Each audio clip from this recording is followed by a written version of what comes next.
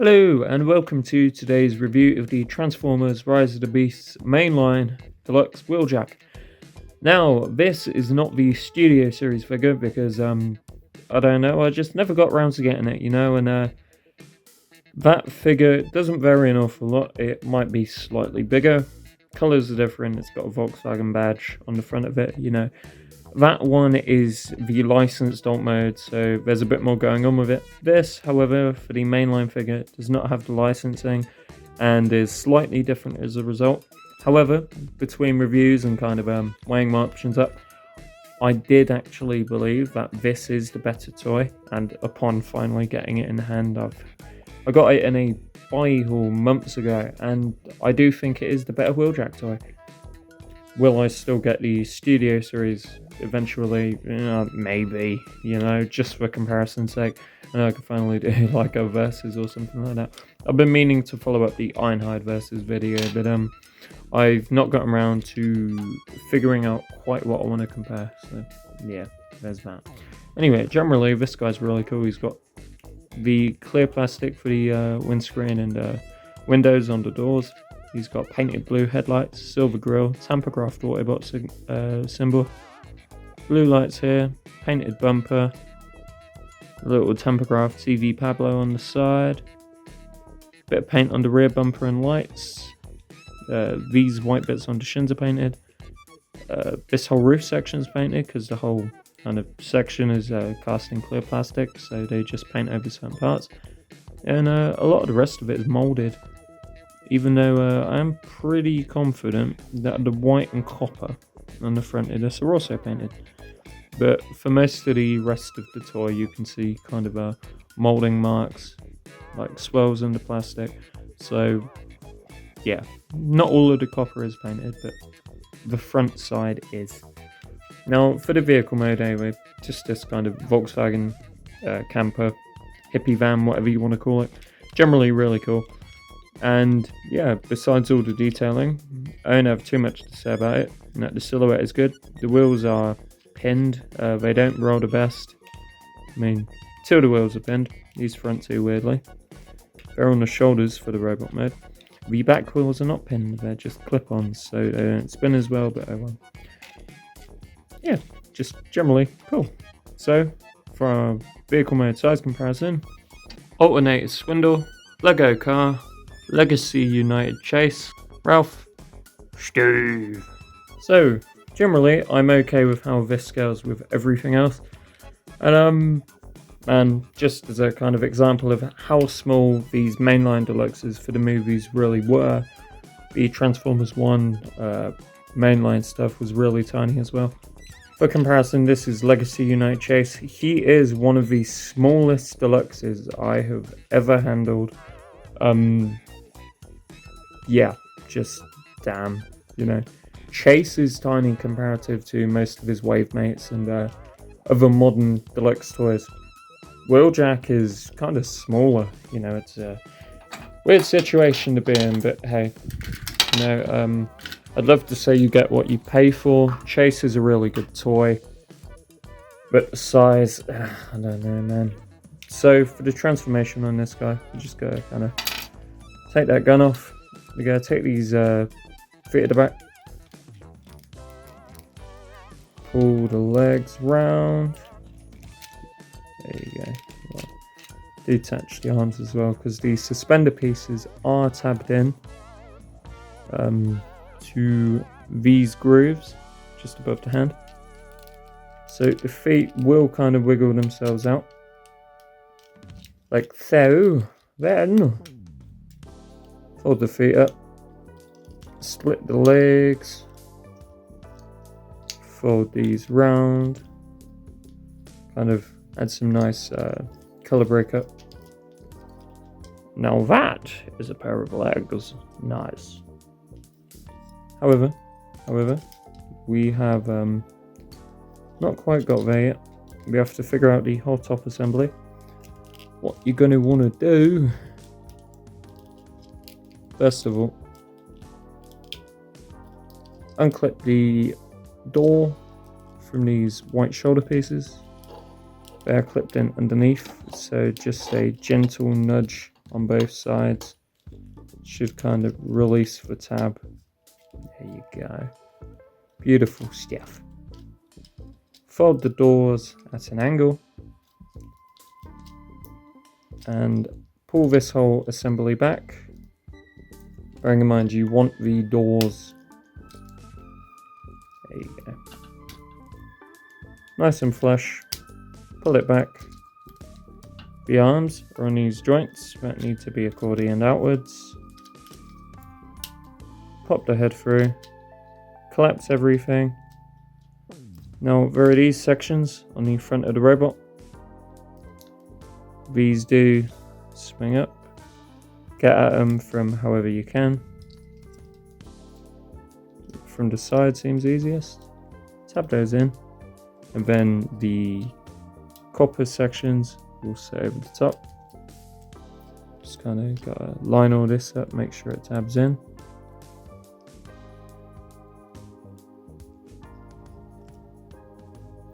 It's not the most snug fitting thing in the world, but I'm perfectly okay with it. There you go, Wheeljack.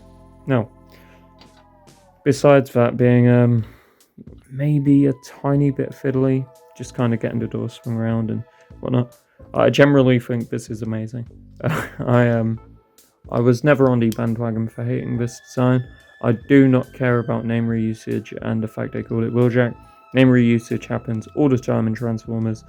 I'm sorry, but if a decision like that is, you know, that design or whatever being clowned on for having glasses and being a camper van, if that is going to be clowned on, but we're going to get good toys as a result of it, I just don't care.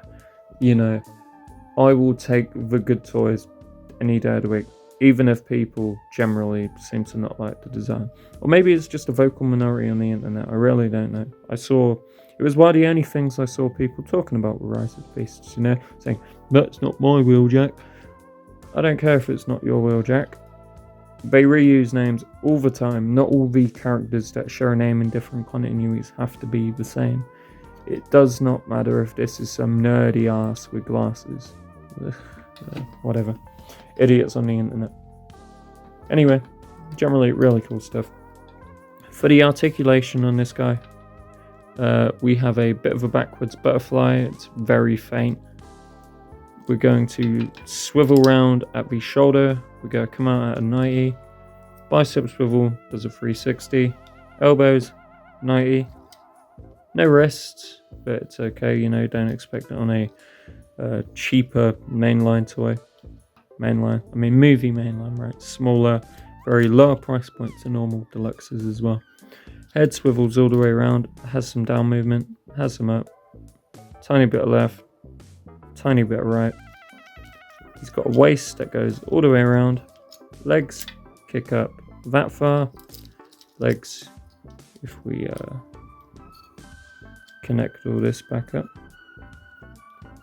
Legs kick back at 90. Perfect knee bend at 90. I mean, it's perfect in the sense it's flush. Slight thigh swivel. Doesn't go all the way around due to the curvature of the sculpting and whatnot, but oh well. Ankles swing all the way around and pivot. Also toe bend. Mostly for transformation, but it exists and it's practical. So I'm all for it. The glasses on this version do not move. I believe they could be moved on the Studio series, but perfectly okay. Now, the articulation on this is just adequate, you know. The only thing I would change in terms of how this moves is the wrists. You know, if you had wrists, that'd be brilliant, but you can't win them all. So, for the robot mode size comparison, here we have Kingdom Cyclonus, Legacy Point Blank, Beast Alliance Wheeljack, Ralph, Steve.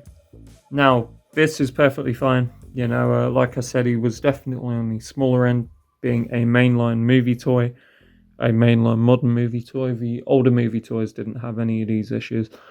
But as you can see, he's basically about the same height as the Beast Alliance figure. For comparison, the Beast Alliance figures, I do not fully remember how much they were. They were these kind of smaller Transformers figures. They came with pack-in beasts that became weapons. The Wheeljack, I think I got this on discount for $7.99 with his beast. I think it was it was a Rhinox, little Rhinox that turned into a gun. Now, cool as that is, these are the same price, and I think the retail for this might have been 15. This retailed at 20. However, the UK never got Wheeljack. From like all of my experience looking for him, and if we ever got him, it was a really late thing, and there's all sorts of issues there. But I imported him. He came in my Japan buy order, and yeah, he kind of just ended up in my hands that way. I got him really cheap anyway. I didn't really care about the price. If I'd paid £20 for this, I wouldn't have been angry. I would have honestly preferred to pay less. I don't like the modern deluxe prices. There's definitely something wrong there, but just the fact that he was so similar in size to this, bearing in mind, I really like Beast Alliance Wheeljack. Does it do anything better? Yeah, it does. It does do a couple things better. You have better knees on this version. There you go. Right. You don't get ankles on this one. The head movement's worse, but the knees are better. And technically the butterfly is better, even if being more ugly when you use it, right? But yeah, the ugliness of the joint does not impede the fact that it actually works. However, this overall is the more solid toy. Just being a bit fiddly. Yeah, definitely like it. For the rankings on this guy, aesthetics are going to be a 9 out of 10 for me. I love both modes. I love the coloration of this whole thing. It's a very unique color scheme for a Transformer, having a coppery browny orange. I mean, copper is like a browny orange color, but whatever. It's unique. My hands keep sending this out of focus. The transformation on this guy is a 7 out of 10. I don't love it. I don't hate it. It's just good. You know, it gets the job done well. There is a bit of fidgeting with the wing, like door wings, right? You know, a bit of a pain, but perfectly fine. Articulation on this guy, he's not doing anything special for a modern figure. This is very average. However, there is some extra, like maybe an extra point or so for the feet functioning the way they do, and the backwards butterfly, that's definitely working in his favor. And the head movement being you know, having the extra movement down and whatnot is, I mean, does it? Yeah, it does have extra movement. I'm definitely not tracking myself. He's a 6 out of 10 on articulation. It's above average due to the extra joints, but everything else is just normal, and he's missing wrists. You know, that really keeps him away from being truly anything amazing. And then finally, value for money on this guy. For the price I paid, he should be a 10. For the price he retailed for, he's probably like an 8. You get a good toy, all-around good experience, but he is small, and I definitely think the prices on the movie mainline should reflect the size differences. Yeah, that's about it. You know, maybe in the UK there were some places that sold these for I think no, they were always 20. I might have saw Sentinel from TF1 and sell for maybe 17 once, but I never saw any of the other ones for really cheap if they weren't on clearance. So yeah, I think the price is a problem, but what I got this for, perfectly fine. Overall, very good figure. You know, he's not like a goated toy, but I really enjoy him. This has been AnimatedCHUG. Thank you for watching, and goodbye.